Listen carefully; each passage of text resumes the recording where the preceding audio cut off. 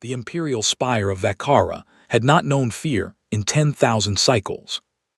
Its black glass towers rose from a continent of mirrored stone, lit by twin suns that the Vakari had long ago learned to dim at their pleasure. Beneath those towers, the High Council of the Dominion convened around a table older than most stars, a slab of meteoric iron polished until it reflected the faces of beings who had never been told no.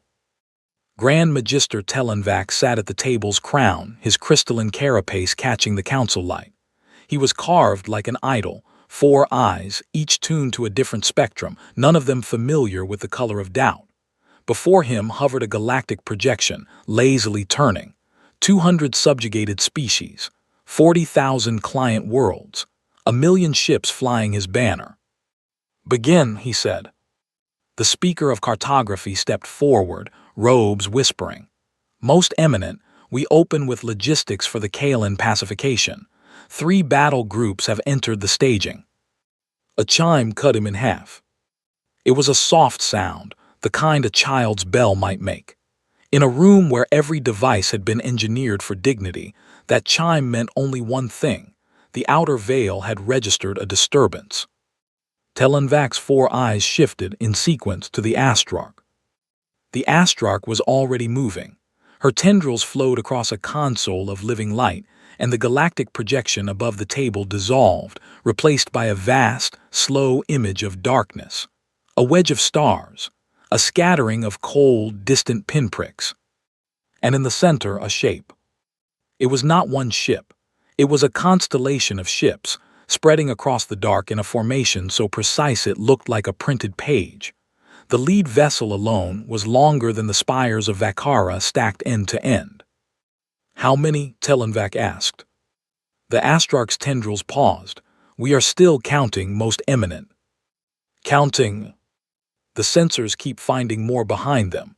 Each scan returns a higher number than the last. A murmur ran around the iron table. The Magister of Wars leaned forward, his battle plates clicking. "An optical artifact, reflection from the veil's gas. We have seen this before." "Then explain," said the Astrarch quietly, "why the artifact is breaking." The room cooled.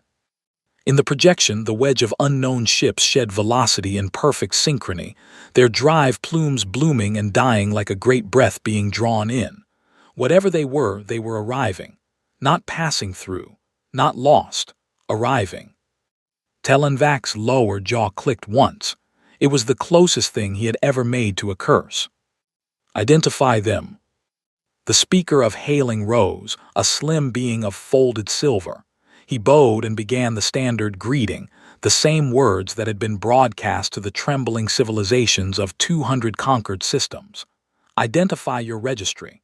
Identify your origin. Submit your manifests for inspection.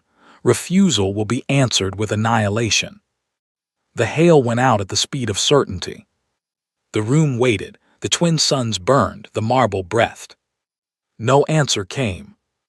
The speaker of hailing repeated the broadcast. Then again. Then on every frequency the Dominion knew, including some it had merely captured. The unknown fleet flew on, decelerating, beautiful, silent. "Dispatch probes," Telenvac said. 6 pinpricks of light detached from a forward Vakari outpost and streaked toward the wedge. The council watched. 5 seconds. 10. The probes closed on the lead vessel. And went dark, all 6. Not destroyed, not jammed. Dark, as if someone had quietly turned off a candle and walked away. Now the marble began, very faintly, to crack. The Magister of Wars stood. "Most eminent, we must respond with strength. Pull a battle group from Kaelin. Bring the verdict of suns." Telenvac did not answer at once. His 4 eyes were fixed on the lead ship of the unknown fleet. Something about its hull troubled him. It bore markings, faint and unfamiliar, etched along its prow in a language no Vakari scholar had ever logged. He keyed his throne's private channel. His voice, when it came, was steadier than he felt. "Open a clean line to the lead vessel. 1 question. Tell them I will hear it spoken aloud in their own tongue before this council." The speaker of hailing trembled. "Most eminent, the question." Telenvac's four eyes narrowed. Whose fleet is approaching? The line opened. The galaxy held its breath. And from the dark, something answered. The answer did not come at once. For 7 full seconds, an eternity in a chamber where decisions were measured in microbeats, the line carried only the soft hiss of deep space, and beneath it something stranger. A low, regular pulse, like a heart heard through water. The speaker of Hailing's silver folds quivered. Most eminent, they are receiving us. I can confirm the channel is open on their end. Then why don't they speak? Hissed the Magister of Wars. Perhaps, said the Astrarch, without looking up from her console, they are deciding whether we are worth the breath. A ripple of offense ran through the council. The Magister of Wars half rose from his seat, battle plates flaring. Telenvac raised one crystalline hand and the room subsided, but the offense did not. It curdled. It sat in the chests of beings who had not been kept waiting in 10,000 cycles. The projection shifted. The Astrarch had locked closer scans onto the lead vessel, and now its details bloomed into the chamber. It was a terrible ship. Not terrible in the way of Vakari warcraft, which were beautiful and cruel and made of shrieking angles meant to be remembered by the dying. This ship was blunt. It had no spires, no ceremonial fins, no idle prows. Its hull was a long, pitted, uneven thing armored in plates that did not match, welded and re-welded, scarred along its flanks by what looked like the burn marks of 1,000 small wars. It looked, the Magister of Wars realized with a slow, sick lurch, used. The Vakari had never seen a warship that looked used. Their ships were built and then they fought, and then, if they returned, they were replaced, because a Vakari ship that had been damaged was no longer worthy of the banner. This ship had been damaged, often, and kept flying. And there were 200 more of them behind it. Most eminent, whispered the Astrarch, the count has stabilized. 211 capital vessels, approximately 900 escorts. The escorts are, she paused, and her tendrils, which never paused, paused. The escorts are smaller than our scout craft, and the readings suggest each one is carrying an output greater than the Verdict of Suns. The chamber went very still. The Verdict of Suns was the Dominion's flagship. It had a star bound inside it. The Magister of Wars had personally watched it crack a moon in half. The Magister of Wars sat down. He did so very carefully. Hail them again, Telenvac ordered. The speaker of hailing obeyed. His silver folds were shaking now openly. Unknown fleet. This is the High Council of the Vakari Dominion. By order of Grand Magister Telenvac, you are commanded to identify yourselves. Whose fleet is approaching? The pulse on the channel deepened. The waiting heart beat once, twice. And then a voice spoke. It was a voice no Vakari had heard before, but every one of them understood it, because the channel was translating in real time, and the translation matrix, the council noted with a fresh sliver of cold, had not asked permission to do so. The unknown fleet was feeding the matrix its own protocol. It was teaching the Dominion's own machines how to listen. The voice was a woman's. It was calm. It was tired in a particular way, the tiredness of someone who has done a thing many times and is doing it again because no one else will. She said one word. Words. The translation matrix held the word in the chamber for a long moment, repeating it gently in case anyone had missed it. Earths, Earths, Earths. The council looked at each other. The speaker of cartography fumbled with his console. Earth, Earth, Earth, most eminent, the registry returns a Tier 9 primitive, a water world, catalogued 700 cycles ago by a survey drone, pre-warp.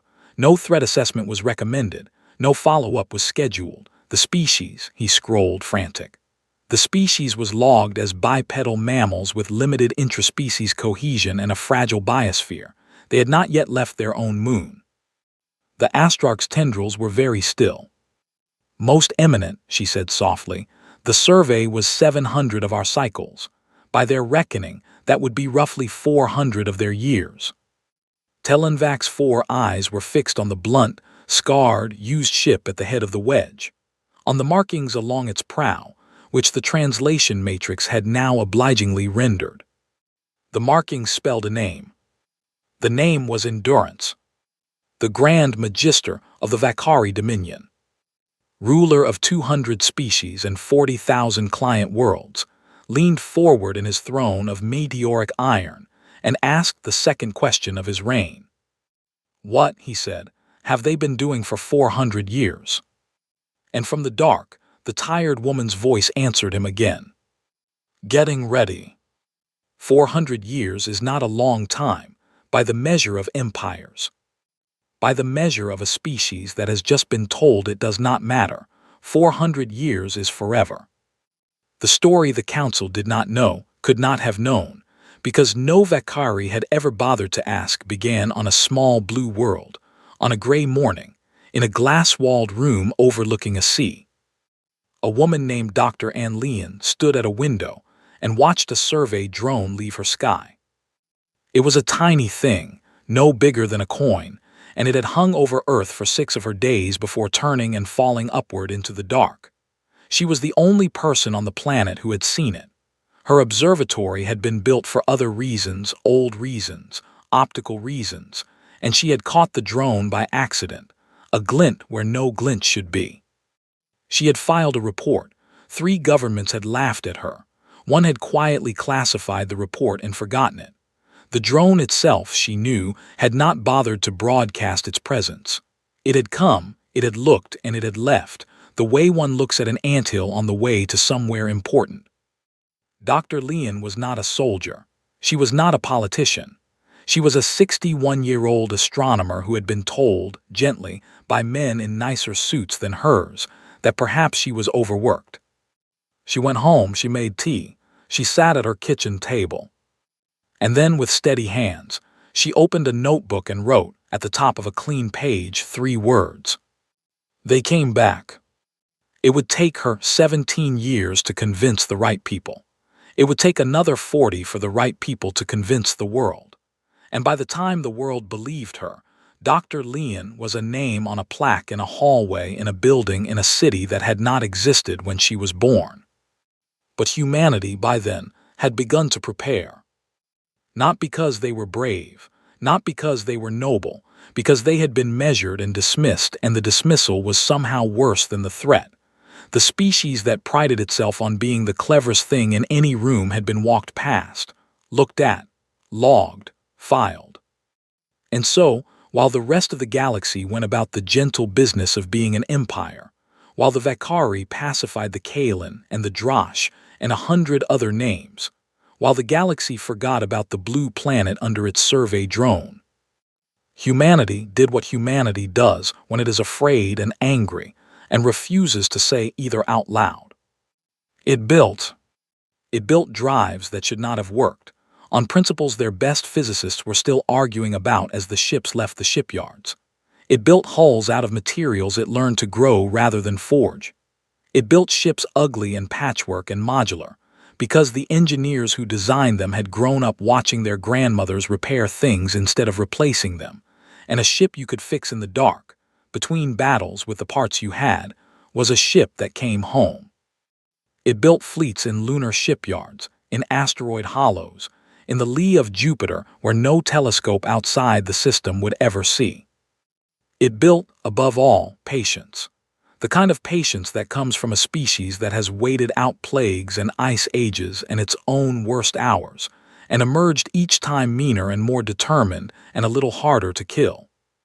When the call finally came, when the long-range arrays picked up the first ripples of the Vakari fleet movements in the Kaelin sector, when Earth's intelligence services confirmed what the simulations had whispered for decades, Earth did not panic. Earth closed its notebook, stood up, and went to the door. In the cockpit of the lead ship, a woman named Commander Myra Voss watched a small blue world fall away behind her for what she suspected might be the last time. She was 44 years old. She had her grandmother's hands. Around her neck, on a chain, hung an old brass key from a kitchen door in a house that had stood by a sea. The key had belonged to a woman named Dr. Ann Leon. Voss closed her fingers around it. Set course, she said softly, for the outer veil. The fleet 211 scarred, ugly, beautiful ships, and 900 escorts that should not have been possible, turned as one. And on the meteoric iron table at the heart of the Vakari Empire, 10,000 cycles of certainty waited, unaware, for a tired woman's voice to say a single word. Earths. The Grand Magister did not speak for a long time after the word Earths. He sat on his throne and let his 4 eyes, each tuned to a different truth, look at the blunt ship and its name and its scars and the long, slow heart of the channel still beating in the chamber. He was an old being. He had not survived 10,000 cycles by being quick. It was the Magister of Wars who broke first. Most eminent, permission. His battle plates rose in the old gesture. The verdict of suns can be in this sector in 9 beats. Their formation is exposed. We can. You can what? The voice came not from Telon Vak. It came from every speaker, every console, every translation matrix in the room. It came, the Astrok realized with a slow chill, through the walls not transmitted, but somehow already inside the chamber, as if it had been waiting there politely until it was its turn. A figure resolved above the iron table. She was small. That was the first thing the council noticed. Compared to a Vakari, she was a child. 2 arms, 2 legs, 1 head, no carapace at all, only soft pink-brown skin and dark eyes and dark hair pulled back in a way that suggested she had not wanted it in her face today. She wore a uniform the color of deep water, with a single silver bar at the collar and around her neck, an old key on a chain. She stood with her hands folded behind her back. She did not look like a conqueror. She looked like a tired schoolteacher who had been called in on her day off. Commander Myra Voss, she said, United Earth Naval Forces Fleet Endurance, I have a message for the Council. I would prefer to deliver it once. The Magister of Wars made a sound that, in his language, was very rude. Commander Voss did not look at him. Her eyes, and how strange, the Astrok thought, that a being with only 2 eyes could look at so many things at once, were on Telon Vak. Grand Magister, she said, 712 of your cycles ago, a survey drone catalogued our world as a Tier 9 primitive. The drone was not wrong by your standards. We were primitive. We were also noticed. We are a species, Grand Magister, that does not forget being noticed. She paused, the chamber waited. In approximately 3 of your beats, she said, your forward outpost at Vale 7 will register a signal from the Kalen system. It will tell you that your battle groups there have stopped responding. The Astrok's tendrils flicked to her console. A heartbeat later, a chime, the same soft child's bell chime as before, rang in the chamber. The Astrok looked up. Most eminent, she said, and her voice had gone strange and flat. The Kalen battle groups have stopped responding. Commander Voss did not look smug. She looked, if anything, sadder. They are not destroyed, she said. Their drives have been quieted. Their weapons have been quieted. Their crews are unharmed and will remain so, provided no one does anything foolish. I am telling you this so that you understand what I am about to offer is not a threat. A threat would have been to kill them. The Magister of Wars had gone very still, so had everyone else. The Vakari Dominion, Commander Voss continued, has subjugated 203 species in the time we have been listening. We have records. We have names. We are not here to avenge them. That is not a thing we have the right to do.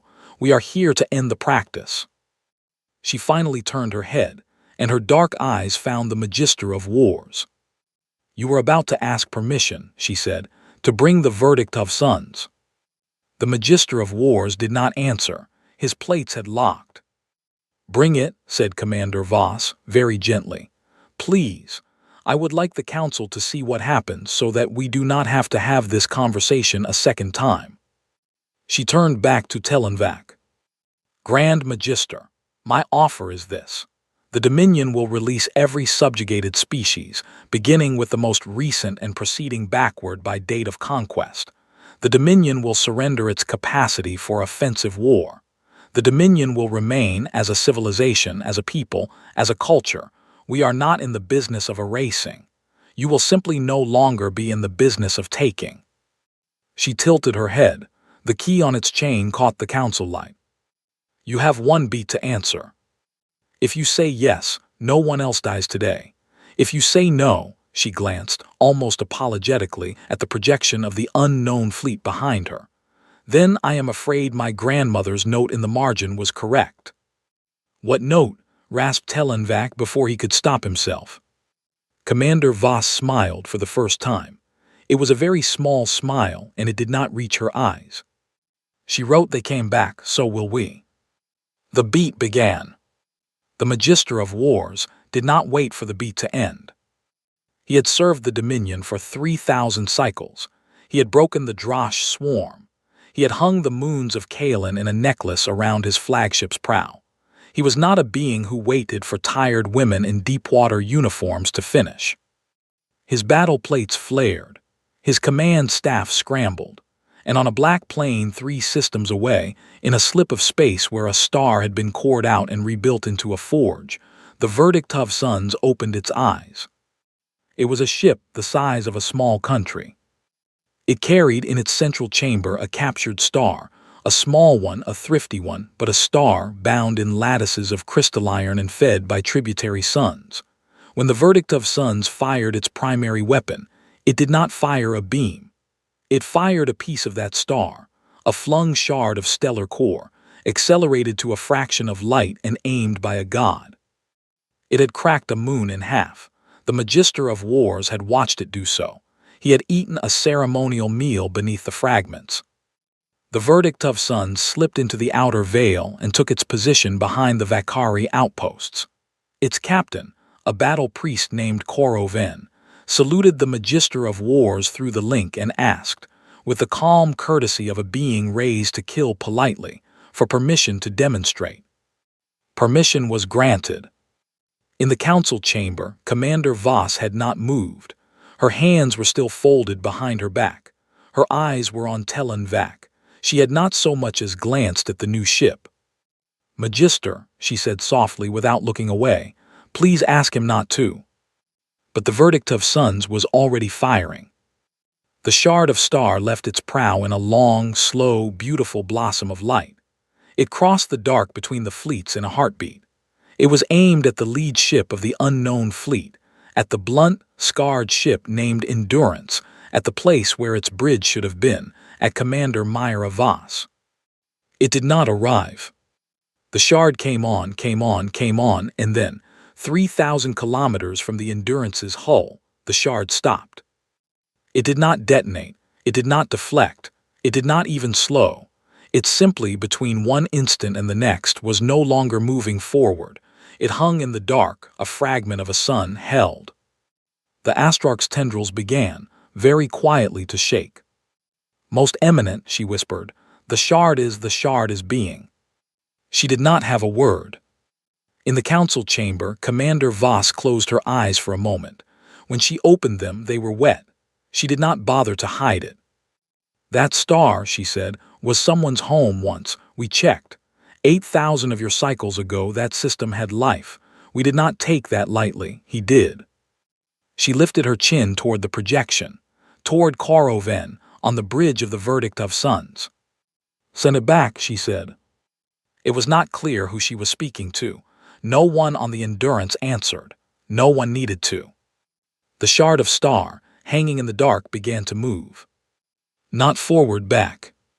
It returned along the exact line it had come, neither faster nor slower than it had been thrown. It did not glow brighter.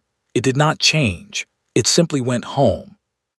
Captain Koroven, on the bridge of the verdict of suns, watched it come and, to his credit, did not flinch. He had perhaps 3 beats to understand what was happening. He used them to send a private signal to his children. The signal said, "Be kind." The shard struck the verdict of suns in the place where the verdict of suns had fired it from. The ship had been designed to release that energy outward. It had not been designed to swallow it back. The verdict of suns came apart from the inside slowly, like a flower opening in reverse. Its captured star, suddenly unbound, did the polite thing and went out. The wreckage drifted. The crew, the council would later learn to its astonishment, had been removed, somehow, somewhere between the firing and the returning, deposited gently on the surface of a nearby airless moon in pressure suits they did not remember being given. Captain Korovin sat on the moon's surface and looked up at the wreckage of his ship, and after a long moment began to laugh. It was not a happy sound. It was not a broken one either. It was the laugh of a being who has, after 3,000 cycles, finally been surprised. In the council chamber, Commander Voss turned back to Telenvac. "Your beat," she said gently, "is almost over."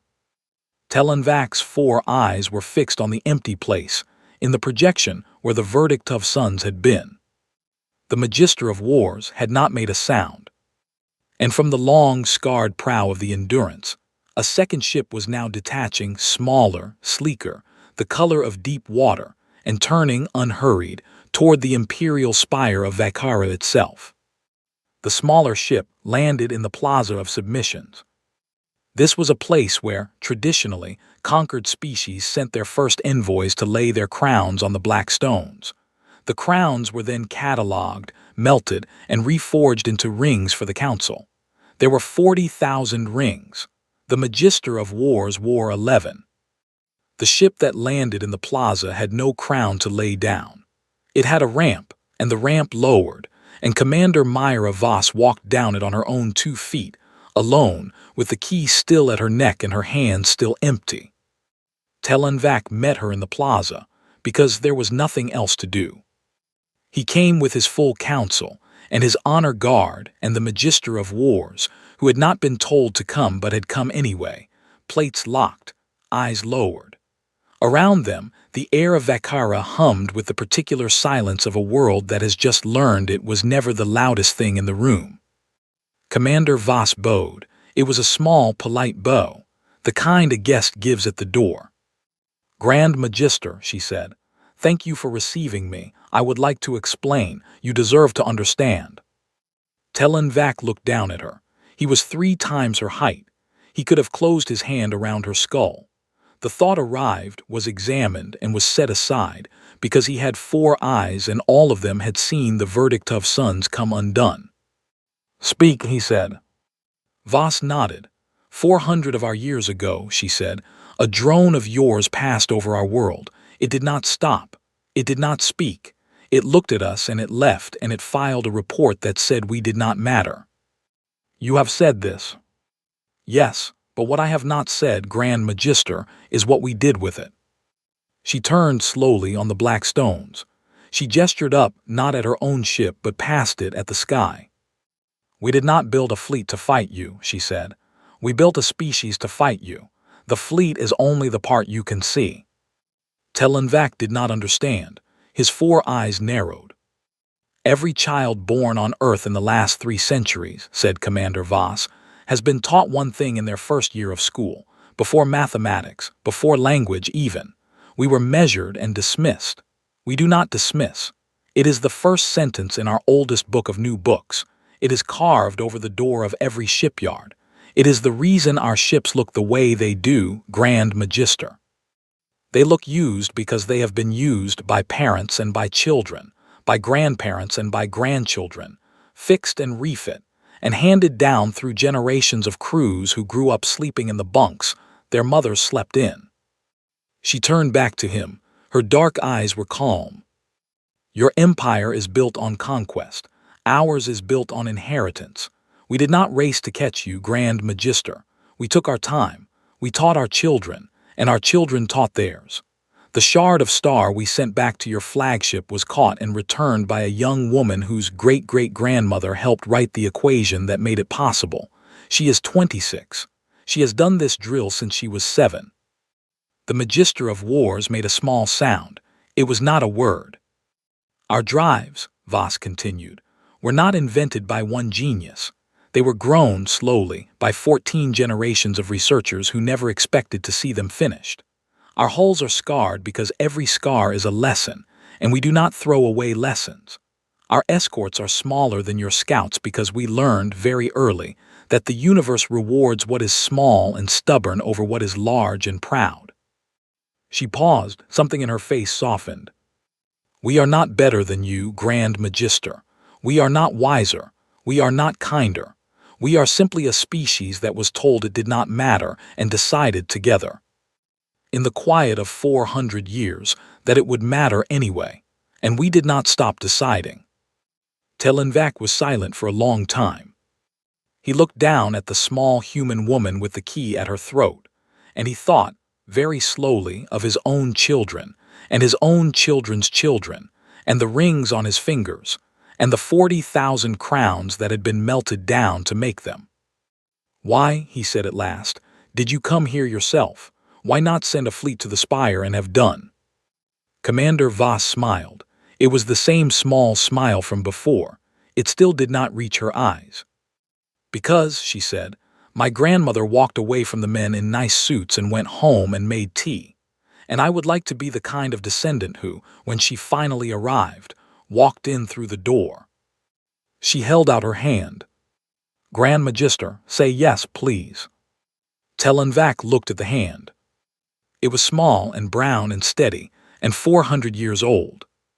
He took it. The treaty was not signed that day.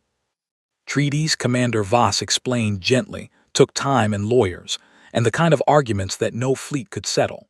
What was signed on the black stones of the Plaza of Submissions was something simpler, a single page in 2 languages with 2 names at the bottom. We will not take. We will not be taken. It would be remembered later as the Plaza Accord. School children on 100 worlds would memorize it.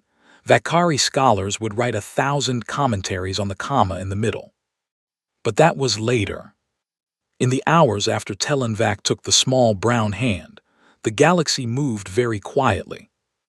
In Kalen, the silenced Vakari battle groups woke to find their crews unharmed, their weapons inert, and a calm woman's voice on every channel, explaining what had happened and what would happen next.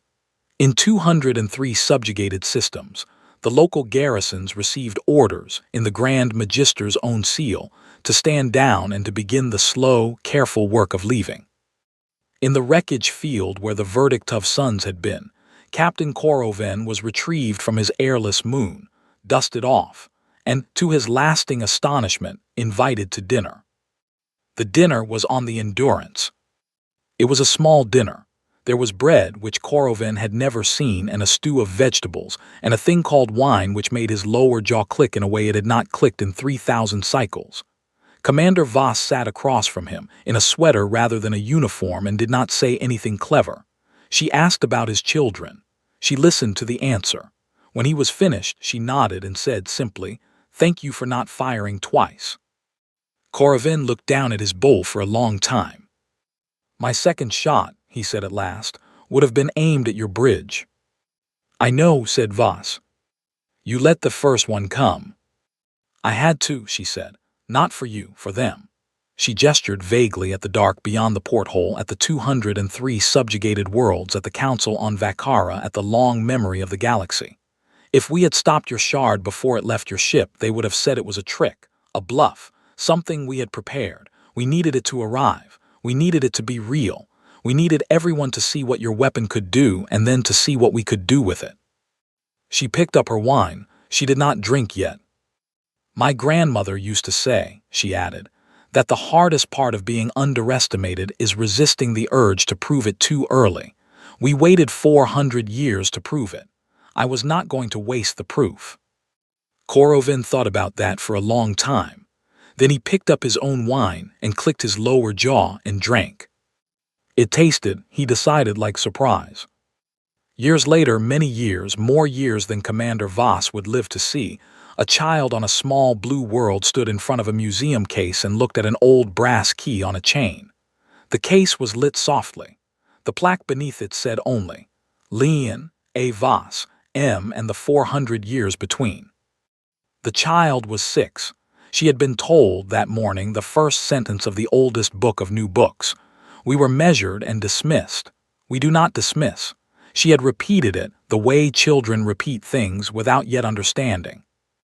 She looked at the key. She looked at the dates. She frowned the way children frown when something does not fit in their head yet. Behind her, her grandmother, who had once been a young woman of 26, who had caught a piece of a star and sent it home, knelt down and put a hand on her shoulder. "What is it?" her grandmother asked. The child pointed at the key. "It's so small," she said. Her grandmother smiled. The smile was a small one. It did not quite reach her eyes, but it was warm, and it was old, and it was full of doors. "Yes," she said, "it was." She straightened up. She took the child's hand. Outside the museum, the sky over Earth was no longer only Earth's sky. 100 flags shared it now, peacefully, in a long, careful arc, Vakari and Kalen and Drosh, and others whose names were still being learned. Above them all, the stars went on burning, the way stars do, indifferent and patient. The child tugged her grandmother's hand. "Where are we going next?" she asked. Her grandmother looked up at the sky for a long moment, at the flags, at the stars beyond them, at the long, quiet, unfinished dark. "Somewhere," she said softly, "we have not been measured yet." And together, hand in hand, they walked out under the new sky.